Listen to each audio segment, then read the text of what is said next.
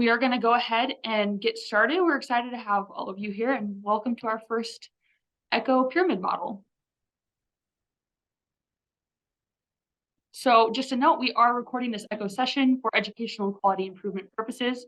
By participating in the session, you are consenting to be recorded. And if you do not wish to be recorded, please disconnect from the session. And we will be uploading this recording to our Canvas page so people can look back on and yeah. And I just want to explain a little bit about what Echo is. It's a community of practice. It's meant to be interactive. We have presenters, stakeholders, community members who are all communicating and supporting each other during the session.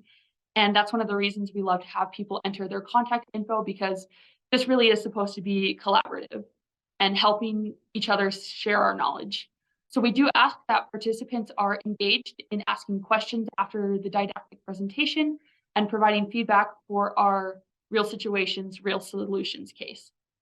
And our real situations, real solutions discussions, they're really the best way to solidify the skills that we'll be learning about in the didactic presentations and to receive directly applicable advice. So we are looking for more case presenters for our future studies. So if you have an issue you're working with, we'd love to have you present at our next Echo.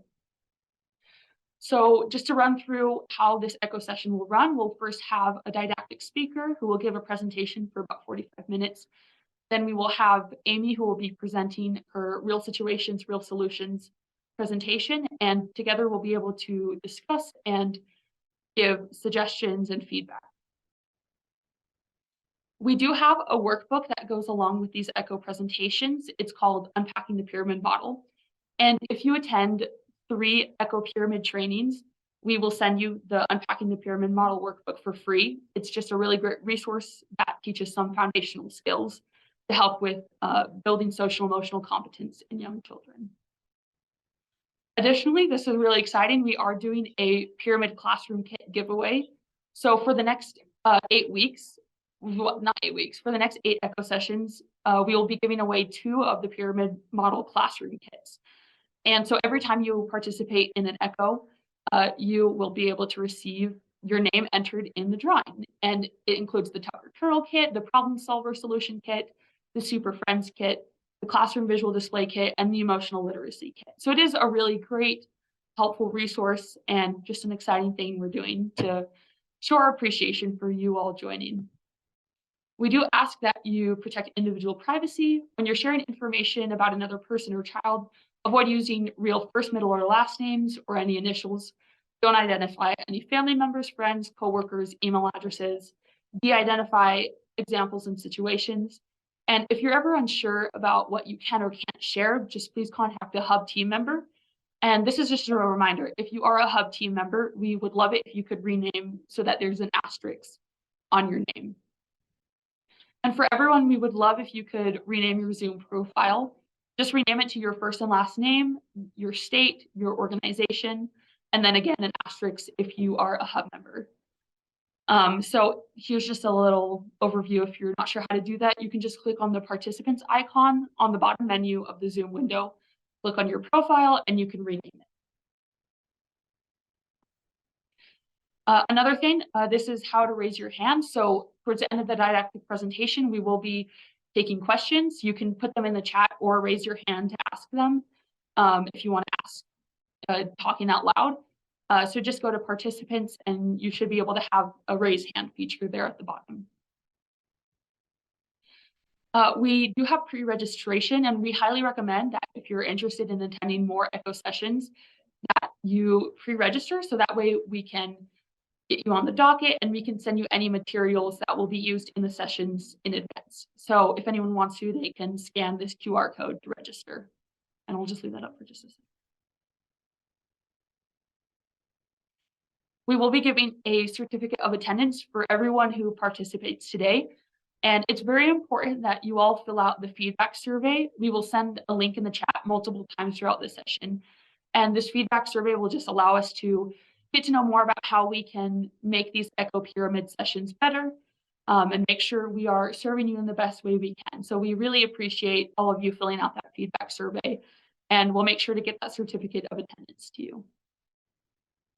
We do have a Canvas platform, as I mentioned, and We use this Canvas to share any handouts, share the recording of the session, any other materials that need to be shared, and we'll also be able to have a discussion post so that if you have any good conversation that has been going on throughout the session, you'll still be able to keep that going.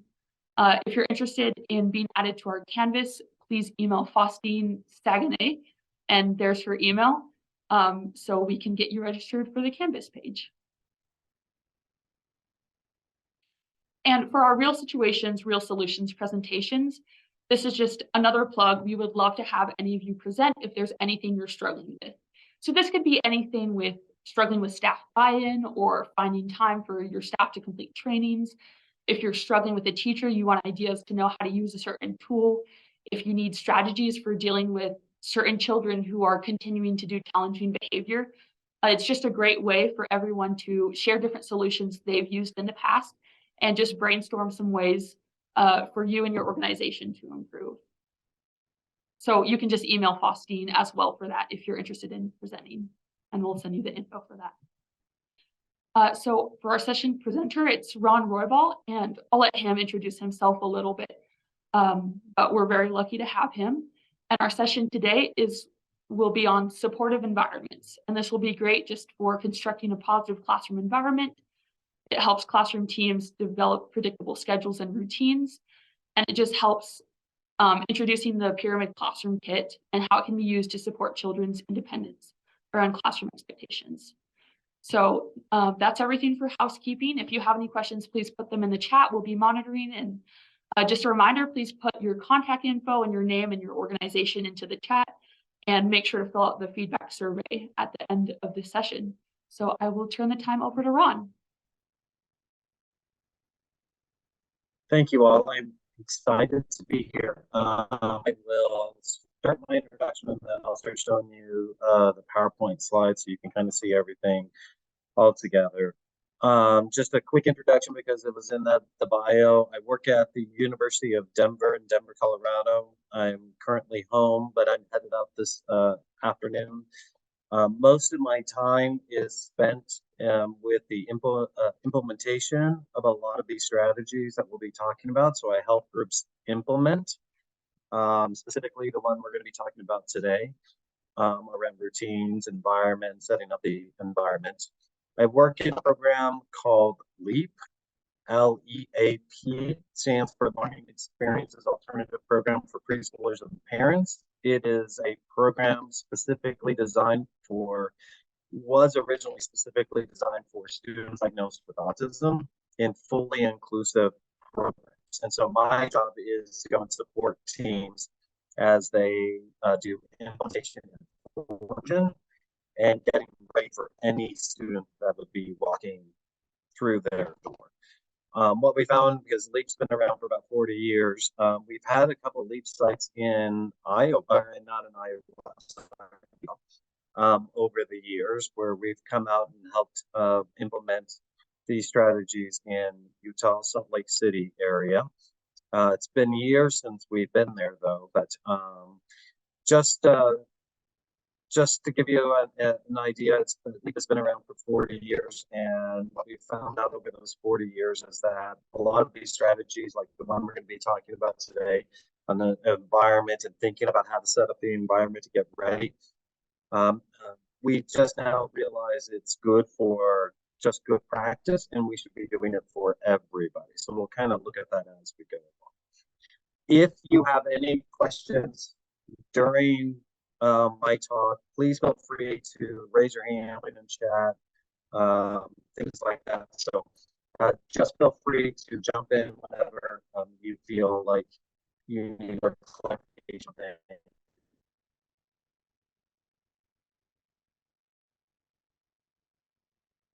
Are we okay?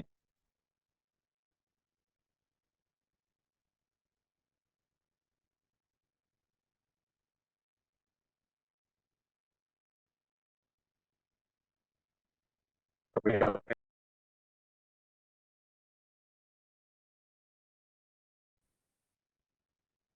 Okay, I turned off the or start 6. So if you can hear me now on my phone. Yep, it's sounding great. Okay. All right, so we'll give this a try. I'm not going to turn on my camera. I'm just going to leave that off and just hope the audio and everything connects pretty well. So we'll be talking in this high quality supportive environments section, which sets the foundation for a lot of what we're going to be doing from and what is asked from teams to implement in this section here. So we're jumping ahead a little bit in implementation, but it really does set a really strong foundation. As far as where we're at within the Unpacking the Pyramid book, this is around the chapter 6 section, which it talks about schedules and routines. And so this is if you want to do even more in-depth reading about this within that book, you can will be around chapter 5 about that, how to use this information to set up the environment and support children and all children within our environments, okay? What we'll really be digging into within this part is around what we call, it says in there, schedules and routines, but what we're really talking about is routines within routines within routines. And the way we want to look at all of this, especially setting up the environment, is around answering these 4 questions, which is on the bottom of this slide. The 4 questions include question number 1, what am I supposed to be doing right now? So if the environment, if children who are in our programs can answer these questions without an adult support, adults asking the questions, adults trying to set up or trying to give directions to children, the environment, how we set up the environment needs to be able to answer that question of what am I supposed to be doing right now? Then the next question that goes along with that is, how do I know I'm making progress with that? I'm going to take a minute and just pause right here on that one and go to the next one, and I'll explain why here in just a minute. The third question in how we set up our environments is, how do I know when I'm finished, or how do I know what I'm done with what you're asking me to do? So question number 1 and question number 3 are really strong in clear beginning, clear end to whatever we're asking them to do. And that's what's important, especially in this younger age group from birth to 5, 6 years old, even longer, because as I will show you, it's an important piece even for us as an adult. But what we're trying to do for children is help them answer those 2 questions. Clear beginning, what do you want me to be doing? How do I know what you want me to be doing? And then the question number 3 is, how do I know when I'm done with that, so that I can move on to the next thing, which is question number 4, but clear beginning, clear end. Question number 4, what do I do next? Which just takes you back up to the start of question number 1 again. If I know what I'm doing next, I know what I'm supposed to be doing right now. And then these 4 questions start repeating themselves over and over. Question number 2 are all the steps it takes to get to question number 3, how do I know when I'm done? What are the steps that I need to take in order to get to a point where I know that I'm finished with whatever you're asking me to do? And so what we're looking at within our environment is, are these 4 questions answered repeatedly by the environment over and over and over again? Most oftentimes I tell people a little bit about, and what I want you to do in thinking about this process is think about your own schedules and your routines. And the one I usually start with, because they're usually pretty clear and don't change that often for folks, are your morning routine. And I'm going to describe mine. I want you to think about yours for a second while I do this. I'm going to describe mine so you can kind of get the idea and then relate it to the 4 questions, okay? I don't know if anybody else here today, I will freely admit that I'm not one of those people that wakes up on my first alarm. I am a multi-snooze person. Let's just say I hit the snooze 2 times before I ever get up and get moving in the morning. So after I hit the snooze, my alarm goes off, I hit snooze, my alarm goes off again, I hit snooze, and then on the 3rd time my alarm goes off, that's usually when I go, okay, it's time to get up and get moving throughout the day. So think about yours. I don't know people out there that, and when I talk to people about this, I ask them, are there people that, get up at their first alarm and just get their day started? And some people even tell me they don't even need an alarm. They just get up and get their day started. But that's part of this process is after my alarms go off, I have 2 dogs at home, and my 2 dogs at home, they don't move on the first alarm. They don't barely move on the second alarm, but when the 3rd time my alarm goes off, they know they get to go outside. They've been inside all night. So I get up, my dogs get up, we leave the bedroom, go downstairs, walk through the great room, kitchen, open the back door, and they run off out the back door. Okay. And then I walk around the counter and I get my first cup of coffee. I have one of those timered automatic coffee machines. The coffee's being made, and that allows me to go pour my first cup of coffee. This is when I look at my calendar on my phone and I see, okay, am I traveling today? Do I have a call I'm going to be making, multiple calls?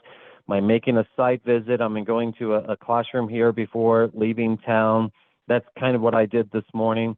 But it helps me get ready for the rest of my day. If I have very little on my calendar that day, it allows me to pick up and take one of my dogs, go for a run in the morning, then come back and then start the rest of my day with my to-do list. So I want you to think about this as like the 4 questions. What am I supposed to be doing? Getting up and starting my day. How do I know I'm making progress? Multiple alarms go off. How do I know when I'm done? Well, when that 3rd one goes off, that's part of my routine. That's when I know I'm getting up. What do I do next? I let my dogs out.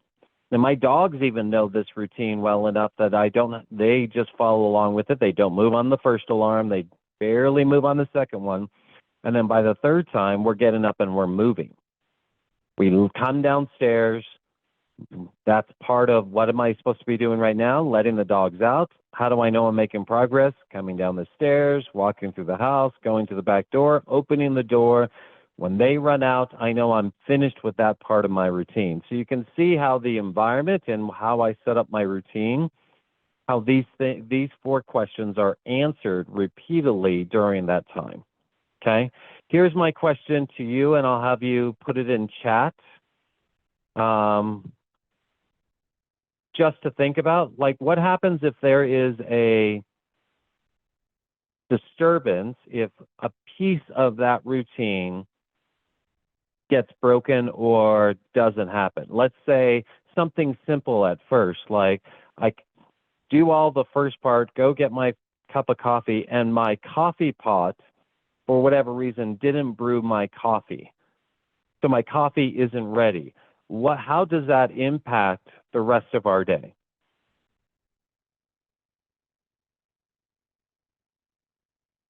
Anybody want to share? You can put it in chat or please unmute. I can't see the chat.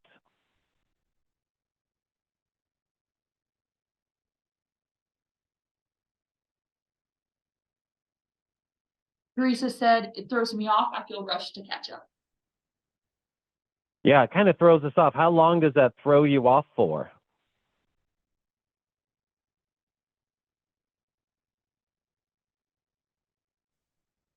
I think the rest of the day. Yeah. Probably it could be the rest of the day, right? Could be a couple hours of the day. And that's us. And the reason why I want us to think about this, and if you're not a coffee drinker, just think about if it was something else. Like we go to get in our car and there's a flat tire or our car won't start. How does that impact the rest of our day? And that's just what I want you to think about, is how those pieces to our routine impact the rest of your day. Many examples could be thrown in there. Like my kids are older, but when my kids were younger and they were in elementary school, middle school, and high school, And I was get up, we have our routine. When do you get up to start preparing their lunches or going through their backpacks, making sure we have all the information we need?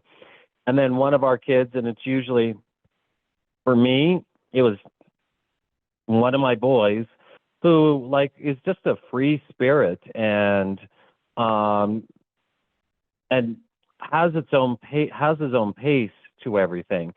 He's the one that during that time would say, "Oh, Dad, I forgot. I was the one signed up to bring snacks for the entire group." And I have to go, okay, now I have to change all this routine or find a snack that he can take in the house or change all the morning routines to make sure we stop by the store to be able to pick up snack before we get him to school and get everything going. Jana, did you have a question? I hope I said your name correctly, Jana. You did. I was just gonna share, you had asked for an example of how that affects. It doesn't necessarily, I can't think of an example about me, but I thought of one about a student, and I'll be very careful not to share any names or anything like that. But this particular child, if any part of the routine got missed or interrupted, he needed to start completely over. And once I realized that about him, it made the day so much better. Just let him let him go back if we could. If it was a step he could redo, it was better to just let him do that so he could move forward. So very much, yes. Just mindful of people and can mess up their day. Yeah. It is like we depend on that, right? Like you can raise a hand, or you could just nod, or like think about this. How many of us if we are in the same place, same building consistently enough, how many of us take from our house to that building the same route almost every single day? And that's part of it is because we are dependent, even us as typical developing adults are dependent on these 4 questions. What am I supposed to be doing? Getting to work. How do I know I'm making progress? Well, the route I take lets me know how I'm making progress. How do I know when I'm done? I park my car. Even think about the times that we go to park our car and we choose, not everybody does this, but we choose the same parking spot whenever we go to park our car there. How many of us think like that? And then what happens if somebody else is in our parking spot? It's not ours. It doesn't have our name on it. But how does that impact us when something like that happens? Kind of throws off our day, right? And here's what I want people to think about with all of this. We do this all the time. We depend on this as adults, about our routines, about how we do things like grocery store. You were telling, Jana, you were telling that story, and I was thinking of my daughter. My daughter is one of these people that makes a list for everything and crosses it off as she goes through her list. A to-do list for the day, she even does this at her job now. She's older, she's independent, and she does this at her job. She has a to-do list, and she asks her boss, what am I supposed to be doing today? Making these things. She's a professional baker. What do you want me to make? Okay, which ones? How many? And then as she does it, she's crossing them off her list as she goes through. But I remember when she was younger, she would grocery shop with me, and she would make our grocery list, and she would cross them off. And if I missed anything or I added something that wasn't on the list, that was potential for throwing her off, because she had a list that she was sticking to in the order and helping with these 4 questions. And that's the visual. The list is a visual to help her understand those 4 questions and what she's supposed to be doing. Here's what I know. I was excited when I was watching people put their names in the chat before all the technical problems, but I was watching names go into chat and mental health folks on there. I will tell you, one of the biggest things we speak a lot around, especially in this age group now, we're being more and more aware of trauma-informed care. And one of the things that we know within trauma-informed care, kids who experience trauma, their routines, and if we can really establish solid routines through this knowledge base of our environment answering these 4 questions, goes a long way in creating an environment that feels safe and secure. And so these 4 questions become very important as we set up environments, learning environments. From the moment they step off the bus, step out of their parents' car, grandparents' car, however they're getting to that building, into the door, coming up to the door, they have to be able to answer, based off the environment, these 4 questions. So they go, okay, I understand my environment and I feel safe and secure because I understand my environment. Thoughts or questions about these? Comments?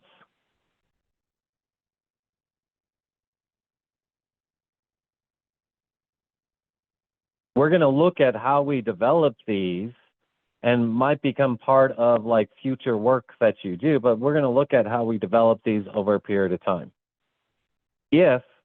And my big question is, if this for us, no coffee, that means there's a violation in one of these 4 questions. What am I supposed to be doing right now? Getting coffee. There's no coffee being made, whether that's because I didn't hit the correct buttons, whether that's because there's no coffee in the house, no matter what that is, and that throws us off as typical developing adults.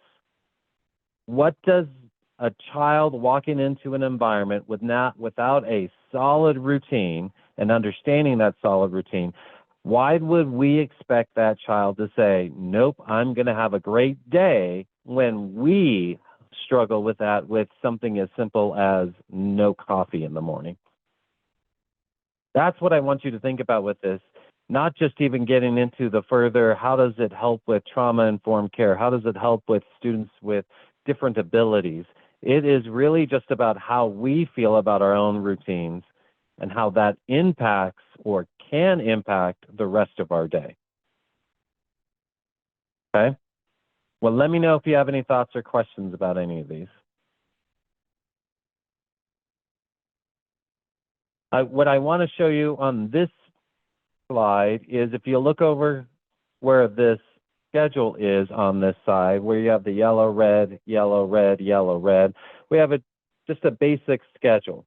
And one of the things that we know, and a pyramid model helps us understand this, is about referencing or having this up in your room and using it, referencing it throughout the day, shows a passage of time. And that's why we ask you groups to show it and reference it, because it shows a passage of time. It answers the 4 questions. And what I tell people all the time is that your 4 questions are how children are able to manage or show time, is through those 4 questions: beginning and end of things. Clear beginning, clear end of things. And as you check those things off during your day, that's when you show, I'm doing something over a period of time. I'm accomplishing something that's eventually going to get me to the end of my day. That's what a schedule does, or a visual schedule does, for groups. It helps them be able to check those things off. So whatever it's labeled as, this is their arrival time, the first one that says table time, table activities, their first large group, they called it calendar time. First centers, free choice centers, choice play. Next large group, which included their literacy time, story, plus music and movement. Snack, outside time, back in for a closing circle, large group time, and then they got to go home. But when the adults in the room would say, are we done with our arrival activities, our table toys, our soft landing, whatever they wanted to call it, and the kids would go, yeah, we're done with that, they would take it off and do something with it, put it into an all-done basket, turn it around so they couldn't see it anymore. Whatever they did, put a clip on it to say it's done with an X on the clip, or whatever they decided to do as a team that said, I had one group, by the way, just moved it over to the other side so they could say, we're done with these ones and we still have these ones to do, and we can then compare which one has more or least, those kinds of things. But by doing something with it, it helps answer the 4 questions. What am I supposed to be doing while I'm here? All these things. How do I know I'm making progress? When the adults or we participate in taking it off, doing something with it, we know we are making progress throughout our day. Question number 2. Question number 3, how do I know when I'm done? When I've done all those things on there and we've done something with those, take them off, put them into an all done basket, and there's only one left that says goodbye song or goodbye circle, I know I'm just about to be done. That's why we emphasize so much to reference the schedule, to go through it multiple times so kids understand the passage of time and be able to answer those 4 questions. And that's globally on a bigger scale, bigger part of all of this, bigger scale of all of this. That's setting up the entire environment to be able to answer those 4 questions. If we have students that need, and that's what the 2 other ones on here are, if we have a student that needs individualized schedules or needs extra support, it's within this concept. But if we're not even doing this, how could we ask them to be able to do their individual schedules, which is part of answering those 4 questions as well? If we ask them to do an activity schedule, breaking down the activity, if we are not even doing this and they don't understand the concept of being able to use those to check those things off or follow that sequence, how do we expect them to do that in a activity or an activity schedule? So this sets the stage right now of those 4 questions in a large viewpoint, 30,000-foot viewpoint of how we implement this at such a high level of making sure those 4 questions are answered over and over again, okay? Within there, then we start thinking about the activities themselves and the length, the balance of those experiences throughout the different developmental areas, okay? So let's take the length of activity. Is it consistent with the child's attention span? For most of the literature that's out there, it's like, are you keeping large groups less than 20 minutes, in group times here or there, small group times less than 10 minutes each? What does that look like for outside time? Those kind of things. But when we're asking ourselves even that question is, where is this group now? And I'll be honest and tell you that some of my groups at the beginning of the year that I'm supporting and working with, those group times, even though we want them to be about 20 minutes long, we're not doing them 20 minutes long. It's because they need less time there, more active participation time, more active time, up and down time. So we adjust some of that according to their attention span. The next one about that balance is huge within that, and I'm going to go back to our schedule here just so we can look at it a little bit closer. Okay, if we say active time, like kids are really moving around, I'm going to say arrival time is pretty active when they're coming into the environment. They're hanging up their coats and backpacks and maybe putting folders away or washing hands and picking a soft landing spot, if that's what we want to call it, table activities, and being free to move within those table activities and moving around the room quite a bit. This group here even had a large motor area to get them, kids who were in the car for a little while or on the bus for a little while, get their bodies moving at the beginning of that day to get some of those wiggles out before they moved on to that large group time where they're all together. So that to me would be that very active time of the day, so that when they got into the large group time that followed, that was a little bit more sit and listen. I mean, we want to design it so there's more activity involved in there and the kids are really actively participating in all that. But in general, we would consider that a little bit less, a little bit more passive time. So we have an active time to start the day. We have a passive time that's next. Then we release them to go to large or a free choice center time. And that is a very active time where they're moving around the room. Back to large group, more passive time, music and movement, more active, snack, more passive, outside time, active, inside large group, closing large group, passive. Leaving active. So we have active, passive, active, passive, active, passive, active, passive. That's a balanced, and what we look at is a balanced schedule.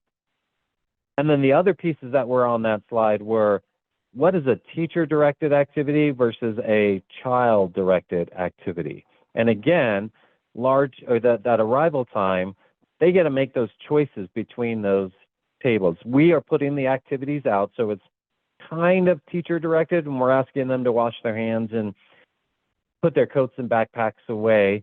But they're kind of doing that at their own pace. They're doing those things on their own. They're kind of moving through their routines of that morning. And hopefully we're designing it in a way that they can move those pretty well through those routines. So to us, that's more of a child-directed activity, where large group time would be an adult-directed activity. Centers, child-directed. Story, adult-directed. Music and movement, child-directed. We might give them, again, those ideas, pick the songs, let them pick the songs, maybe make a child choice during there. But it's really adult-directed type or child-directed type time, music and movement. Snack, we want them sitting, having conversations, more adult-directed, outside, child-directed, back inside, closing circle, adult-directed. So we have child, adult, child, adult, child, adult, child, adult, continue through there. Pretty balanced with that. The other one that's on there is large groups, small groups. We have multiple tables set up during that arrival time, small groups. Large group, first large group is large group. Centers, small group. Story, large group. Music and movement, large group. Snacks, small groups. Smaller tables to have conversations outside, large group. Back in, large group. Little bit of not as balanced, but what we also do is look at how do those things flow within each other. We guard against or want us to think about not doing too many, and I'm going to use a bad example here, a non-example. Too many, like if you went active, active, active within your activities, and then we ask kids, okay, come over here and sit down with us and listen to us read a story, kids' bodies are being active. It's going to be hard for them to slow those down and be less active at that point in time. So the balance comes in very important. 2 activities together might be okay. 3 activities, I think we're setting things up to work against us. So just keep that in mind as we're looking at all those activities. Length of those activities are consistent with their attention span. Can they really participate in that? What's the balance of all of those that we're looking at? This is an activity within the chapter, and you can see the page number on there that has tells us how we can look at the balance. On the left-hand side over here is where we put our schedule, and then we just check mark, is this an active, passive, adult-directed, child-directed, large group, small group activity, and then we can see based off of those check marks how we're doing with the balance of our schedule. It might look something like that. Okay? But that's just not enough for what we're talking about. What we really need to do is be able to dig deeper into these routines. And I told you I work with students of all abilities. I work with a lot of students with IFSPs, IEPs, diagnosis, and what we call this group, our group has changed it into routines within routines within routines, but this is a task analysis of all those routines. So what we're going to look at is different pieces to all of this. We're going to look at how events or those big things we ask kids to do, like arrival time, and what are all the activities we're asking kids to do during arrival time. And that's how we're going to start breaking these down. Events is one of our layers of routines, the event.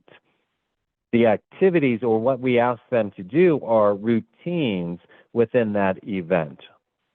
And then how do we break down those routines that we're asking them to do or activities we're asking them to do into even smaller steps so we can teach to those, so they can be successful with those, and understanding how that works with the 4 questions, our routines within our routines, or events within our activities, or activities within our events, and our routines within those activities.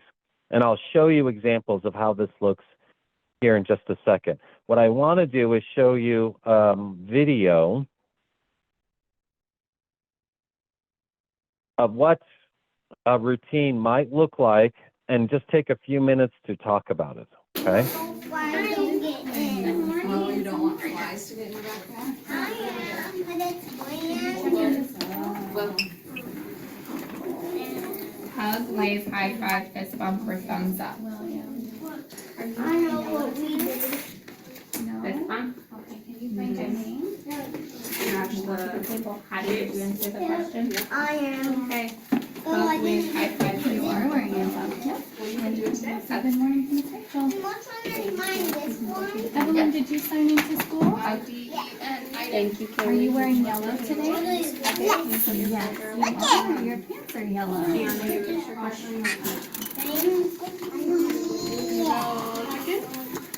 Hug, wave, high five, fist bump. Got it. Thank you, William. This is for the table. Where do I fit? Where is your name at? Evelyn, did you improve? Here. Okay, Addison and Ellie, you can check into school. Yep, you can put it anywhere you want up there. Tiana, are you wearing yellow today? I get uniform by mine. Grayson, can you check in? Mine is one white, pink, and blue. All right, Aiden, can you come answer the question? Are you wearing yellow? No. I'm gonna put mine by.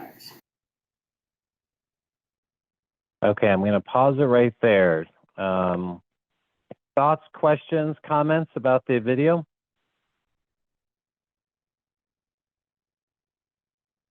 If you want, you can use chat.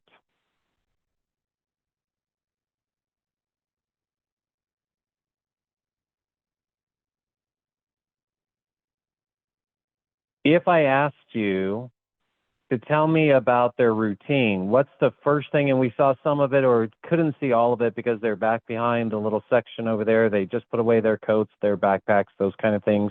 But what are we asking them to do? Activities during that arrival routine. What's one of the first things that you saw?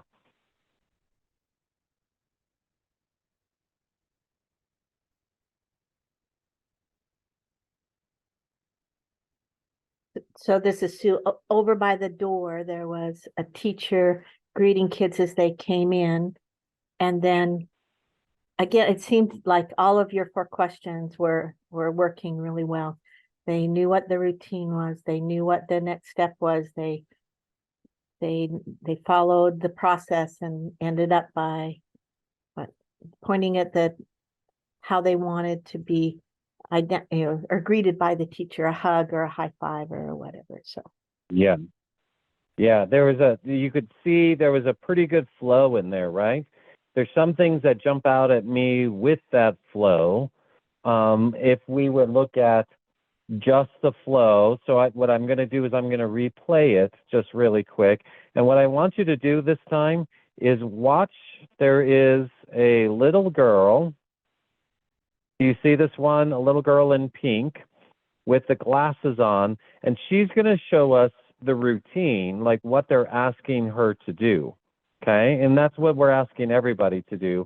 But what they're asking her to do, so she's going to show us the order of everything within this routine. Just watch her. I don't get in. Oh, you don't want flies to get in your backpack? I am, but it's bland. Hug, wave, high five, fist bump, or thumbs up. I know what we did. Fist bump. Okay, can you find your name? Grab the table. How do you answer the question? I am. Okay. Oh, I Hug, wave, didn't. high five. You are wearing your belt. Yep. Good morning from the Rachel. What's on mine this one? Evelyn, did you sign into So the first thing they ask them to do is put their folders from their backpacks away. And she goes over there and she does that pretty well. Let's see what she does next. School ID and thank you. Are you wearing yellow today? Yes. You are. Your pants are yellow.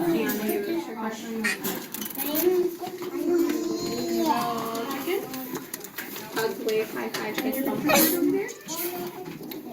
Thank you, William. We can go to the table.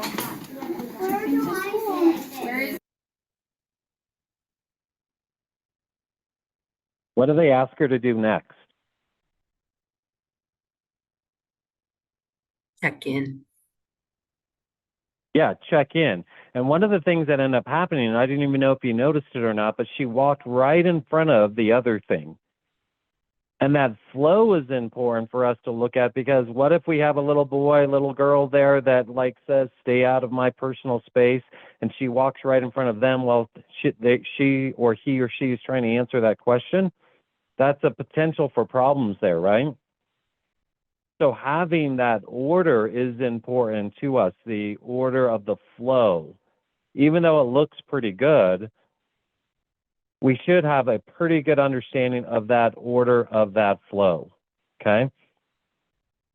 Here's what I'm going to do. I'm going to play it again, just really quick this time. I want you to see this little guy in green right here. I want you to watch him this time.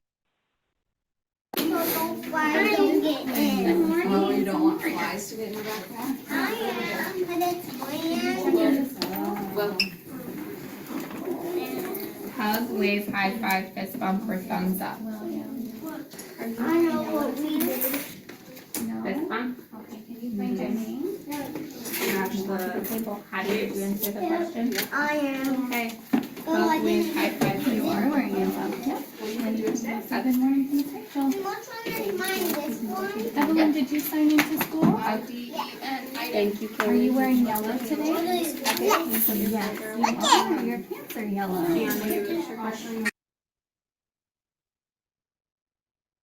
What ended up happening there?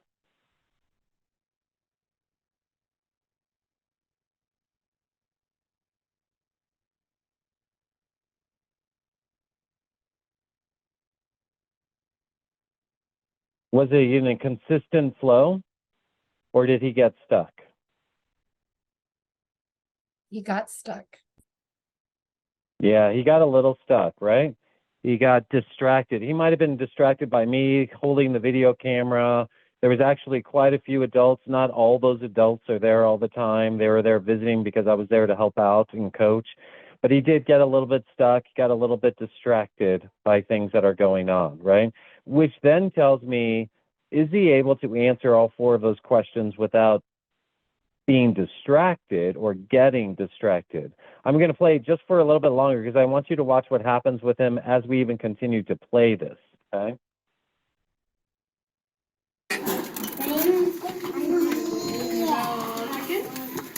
Hug, wave, high five, kiss, bump over there. Thank you, William. We can go to the table. Where is your name at? Evelyn, did you okay, here. Addison and Hug, Mallory, wave, you high can five, check kiss, into bump or school. thumbs up. Yep, you can put it anywhere you want. Liana, are you wearing yellow today?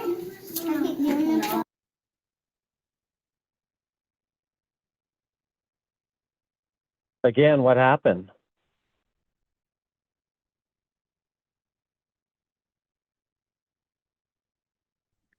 He gets distracted and he has to be prompted to go to the yellow screen. I think there's so much going on Yeah. in that video, in those routines.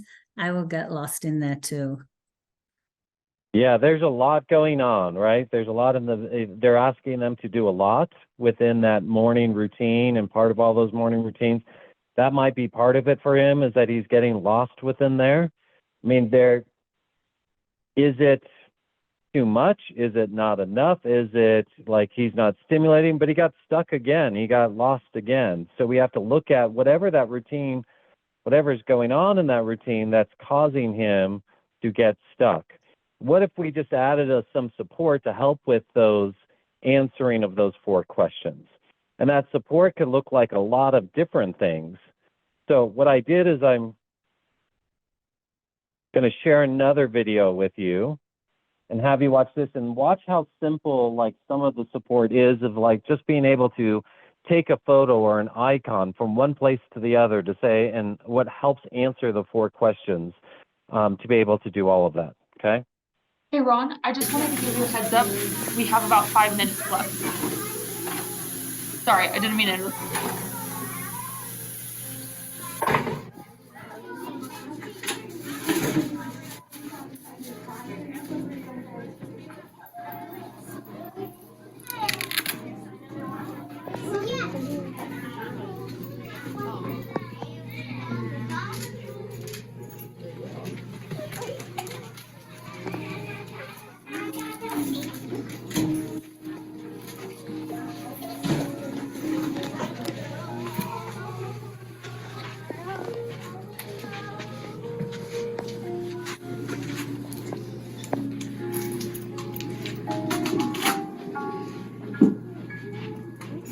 Are you doing me?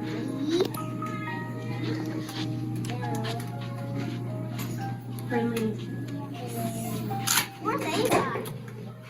Max. Friendly. What? What are you playing with today, my dear?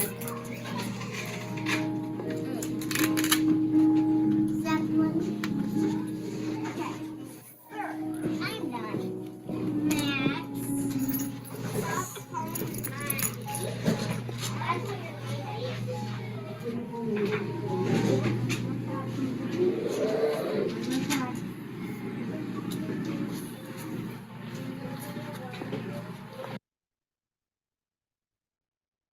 Thank you for the 5-minute warning, by the way. I did get that.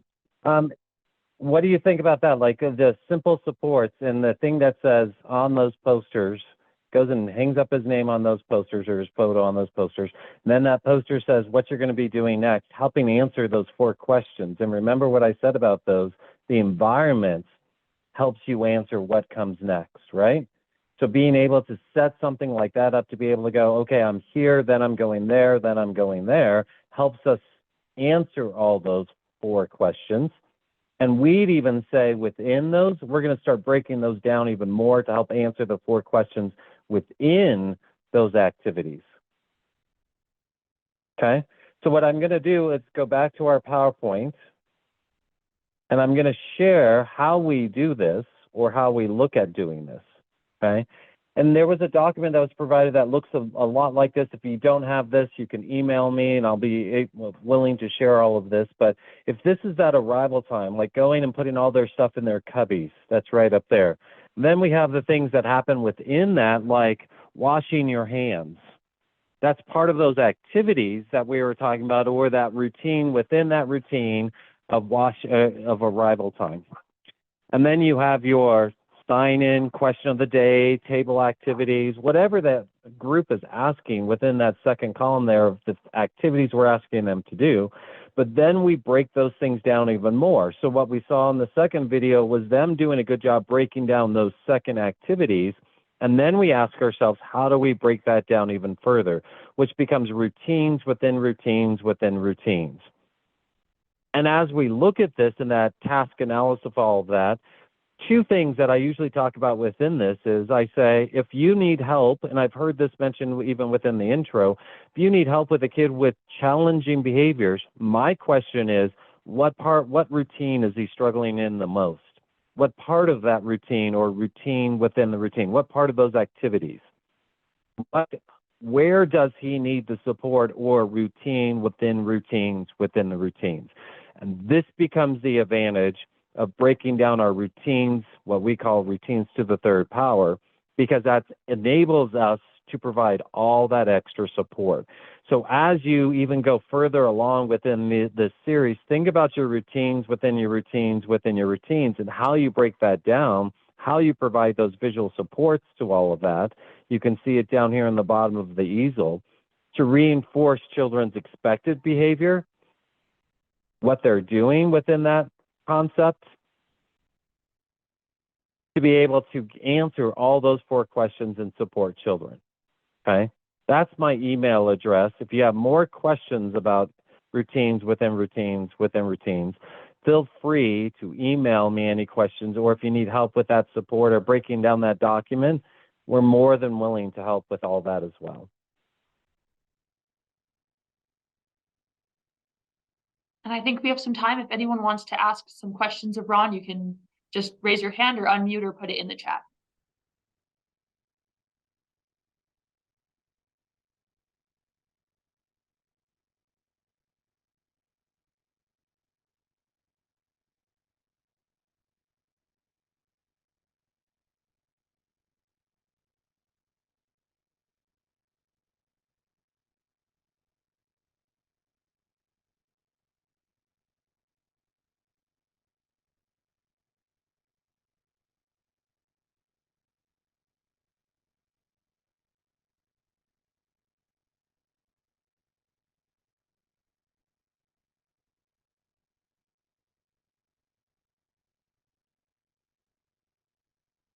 Okay, last chance for any questions. Want to make sure if someone's typing in the chat, I don't want to cut them off. But we do have a few comments in the chat just thanking you for the training, and thank you so much. This was wonderful to learn about, and it was an awesome training, so thank you. Well, I think we can move over to our case presentation now. Thank you so much for joining us, Ron. And I will turn, oh, sorry, Sue, go ahead. Just one real quick thing, because sometimes people, they shift around as we move forward. So Ron will be back with us in November doing part 2 of this. So hopefully people will invite others, and we'll have a bigger group even next time. So just wanted to put a plug in for November, and that Ron will be back with us then. Yep, we're excited to have Ron back. Well, I will turn the time over to Amy, and let me pull up your presentation.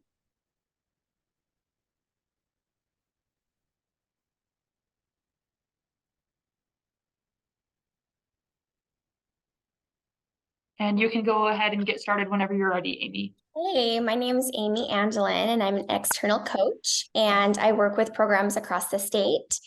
Today, I want to talk about a case with a little kiddo that one of my teachers have been working with, and I'm excited to be able to hear your guys' feedback and have maybe a new perspective on the situation. So this little kiddo, he lives in a frontier, like out in the middle of nowhere. Like when I say resources are limited, I mean they are limited. The town gets fresh fruits and vegetables once a week. It's a challenge. So there are lots of challenges that come with that, and a lot of intergenerational poverty as well. So the children in the class, there are 4 of them. And within the school, there are 11 children, mostly made up of families of multiple children. So the children qualify in this classroom. They are all free and reduced lunch, and they come with risk factors. Preschool only runs 2 days down there. So it runs Tuesday and Wednesday from 12 to 2:30. The classroom teacher is working on her CDA, and the entire district has 1 special ed teacher who is certified in middle school age. And she's only down in that program 1 day a week, balancing the time between all of the children. The child has recently moved to this little tiny town from the Navajo reservation with his mom. They moved in and they're living with his grandparents right now. He speaks very little English and very little Navajo. And so the teacher right now, we're starting to work on how can we start referring him for speech.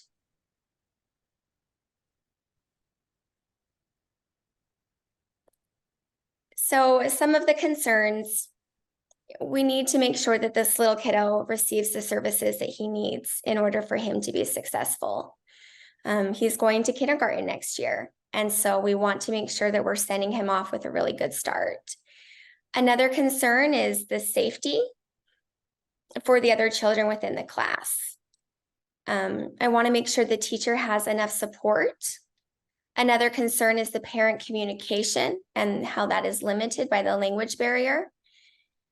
And one of my greatest fears is if we lose this teacher, what is going to happen to the preschool program?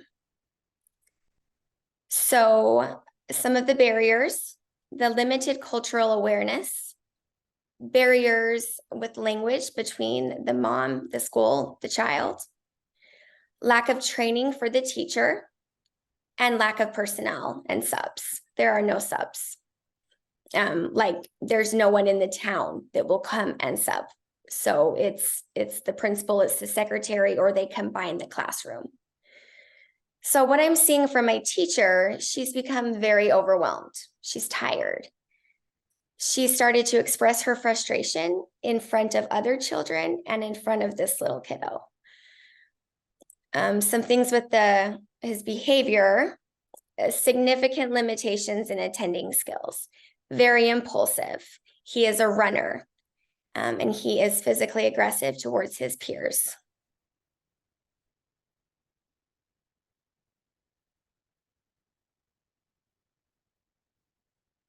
So some other information. What the teacher reports is that she's very confused when she gives him positive attention for attending, he stops attending. So she hasn't really been able to find anything to motivate or to help push that positive momentum of behavior. He does have one preferred peer in the classroom. She has significant motor delays. She was just placed in a brace and is learning how to walk.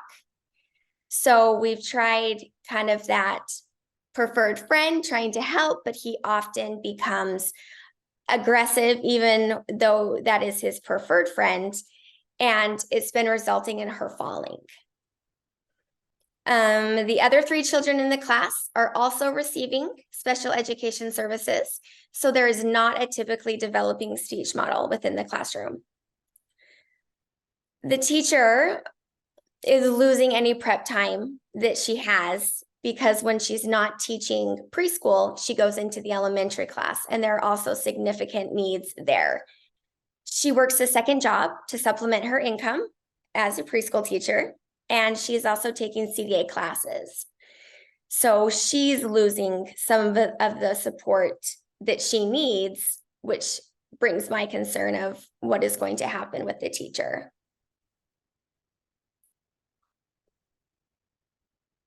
So some strategies that we've tried or that we're talking about is making sure that there is a consistent and a predictable schedule, that we can start getting him on a routine that he knows. If we need his own individual picture schedule, we reference the class schedule, and then implementing more visuals to kind of create that shared language so the child understands. We talked about outside resources, so the Children's Center Utah, being able to contact them and seeing the support they're able to give, and then trying to find a translator to be able to communicate with mom. So what I would love is for any support you can give, any feedback on when you guys have had situations like this. What are ways that you support the children? And from a coaching perspective, how do I continue to support the teacher so that she has what she needs to continue?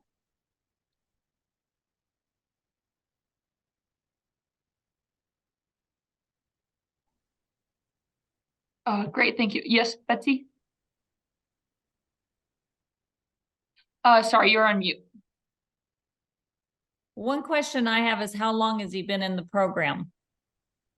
Very recent.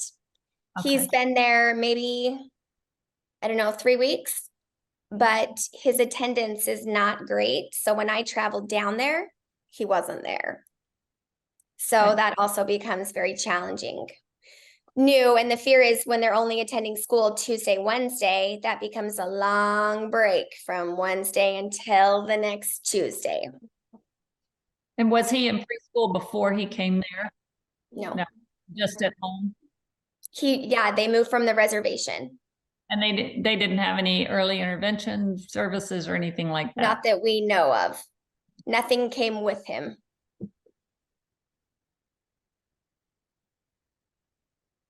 And then, Jana, did you have a question? Yeah, I was just wondering where you said that he has limited language in both forms. Are they working on any way to help him with communication? I know you said he's trying to get an IEP for that, but how do they try to help him with communication? Yeah, so we've tried to implement more visuals so that he can match and so that he has that shared meaning of this is what we want you to do, this is what's next. That's maybe helped, a little bit. We're still working on implementing that and then teaching the teacher how to implement that.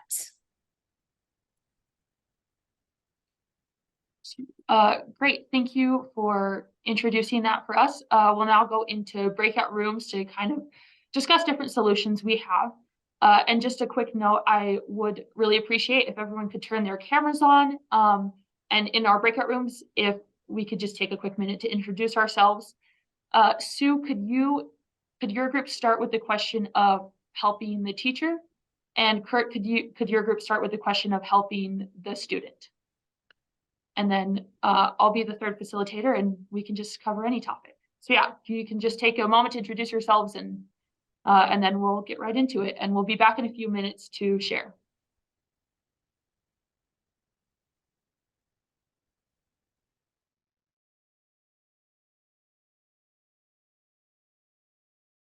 Sorry, Alda, you got cut off there by the breakout room. Those were good thoughts. The other Yeah, thought sorry, I had, Teresa. That was a really good thought. Okay, great. Well, I hope you guys had fun in your breakout rooms. I am going to start with Sue's group. Did you have a note taker? And if so, could they just share one thing that you guys discussed? Okay, so I'm in my daughter's apartment and she lives close to the airport in San Diego. So if we get a little airplane noise, that's what it is. So we just had like the master group. Ron was with us and as well as Amy, but we'd had a great conversation around finding the routines within the routines, looking at his school routine and how to give him more opportunities, like get hand washing and perhaps passing out the towels to the children. We also talked real briefly about how to look at his home environment so that we can have a carryover and really finding a path of communication with the parent, building some trust, finding a routine that could be worked on at school as well as at home. And Ron pointed out, even starting with play, and that maybe roughhouse play is how they play. And so he may be just doing what he knows. So again, that really importance of learning about home. So I'll let somebody else go. That's great. And Kurt, could you share one thing that your group discussed? so Janet took our notes. Janet, do you want to share something? Yeah, so very similar. It talked about, addressing the aggression, social skills, using Tucker Turtle, and then we also discussed parent involvement, how important it is, because he's only in school 2 days a week. So how important it is to get the parent involved or the grandparents involved, so that things that are implemented in the classroom strategies can also go into the home. And Alden, we also talked about using the community as a resource for translation or relatives or any way, and also bringing the parent, if the parent or grandparents could come into the classroom 1 or 2 times a month, that might also help. And then I just have to add this because it's great. I'll always ask questions, and it sounds like this child is running away or running to, and to track during the day, every time he acts out, what were you doing just before, and how did that impact his behavior? So that's it in a nutshell. Those sound great. Thank you, Janet. And then Betsy, would you mind sharing one thing that our group discussed? Yeah, I think, sorry. we have, well, we had the great privilege of having a Navajo in our group who was telling us about the things that would possibly be used. You know, she was saying, have more hands-on learning. You know, try to use materials as much as possible and be tactile. Her example was, you know, if you don't feel like talking that day, then you have a turtle that you hold so that people know that you are not really in the mood to talk today. Or maybe have the sparkly unicorn. I can't remember exactly what it was. Sparkly unicorn if you do feel like you want to be more social that day. So different kinds of tactile things, because the language is a problem for him particularly. So yeah, that was a great session. Great, thank you. And thank you everyone for participating and joining us today. I did put Faustine's email in the chat, so for those of you who took notes during the breakout sessions, if you could send them to her, and we will get those to Amy, and we will also be posting those suggestions that were talked about on our Canvas. And just one more last reminder, we would love if you could fill out our feedback survey. Faustine just posted the link in the chat. And I think that's all the time we have for today, but thank you all so much, and we hope to see you. Our next session is November 20th at the same time, 1 p.m. to 2:30. So yeah, thank you all for joining. Have a great day.